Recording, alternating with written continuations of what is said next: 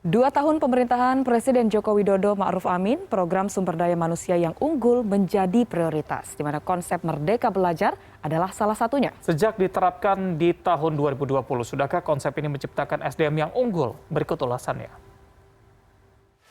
Merdeka Belajar adalah salah satu upaya transformasi pendidikan di Indonesia. Konsep Merdeka Belajar menurut KBBI, merdeka artinya bebas atau tidak terikat. Sementara konsep belajar adalah usaha atau berlatih untuk mencapai suatu kepandaian, disertai dengan perubahan perilaku, keterampilan, dan juga pengetahuan. Namun, apakah konsep Merdeka Belajar ini sudah dapat terrealisasikan sesuai dengan visi misi pemerintah?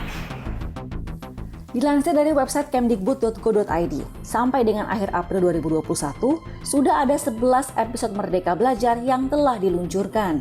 Salah satu episode dalam Merdeka Belajar adalah Sekolah Penggerak. Di tahap pertama, sudah ada 2.500 sekolah penggerak di seluruh Indonesia, mulai dari jenjang pendidikan anak usia dini atau PAUD hingga sekolah menengah atas atau SMA. Setelah dinyatakan lolos, para guru di sekolah penggerak akan diberi pelatihan khusus, sehingga dapat membuat modul ajar yang sesuai dengan kurikulum standar pendidikan.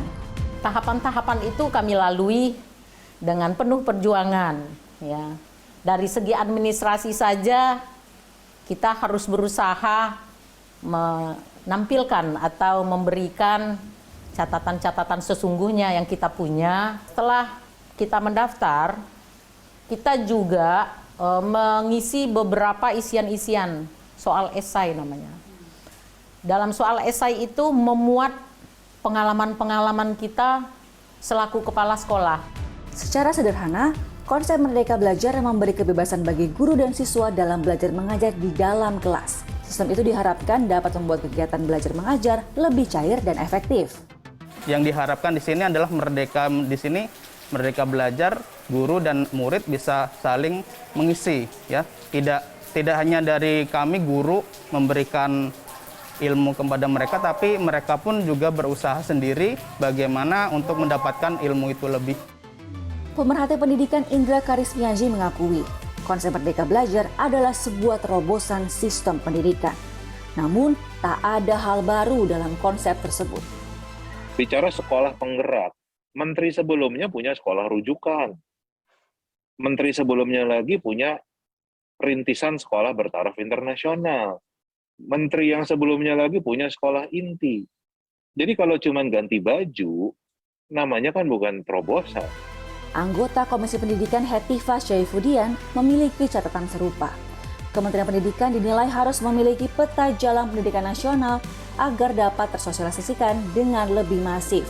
Ya, akhirnya DPR mendorong supaya dibikin satu peta jalan pendidikan nasional, Cila. Gitu. Jadi jangan sampai kita tidak mempunyai peta jalan yang besarnya gitu ya untuk memastikan arah pendidikan kita tuh ke depannya seperti apa, yang berubah apa. Jadi orang itu terkaget-kaget terus gitu kan. Menurut survei pendidikan dunia Program for International Students Assessment atau PISA tahun 2018, Indonesia menempati urutan ke-72 dari 78 negara. Sementara, data dari usnews.com menunjukkan Indonesia menduduki peringkat ke-56 dari 78 negara di bidang pendidikan.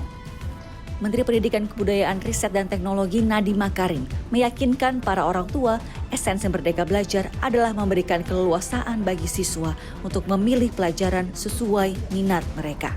Makanya yang kita ingin lakukan adalah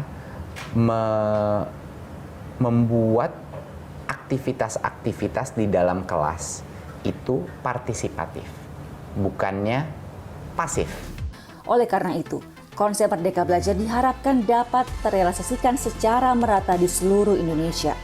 Tak lain tak bukan, hal itu bertujuan agar sistem pendidikan nasional semakin maju dan dapat menciptakan SDM yang unggul.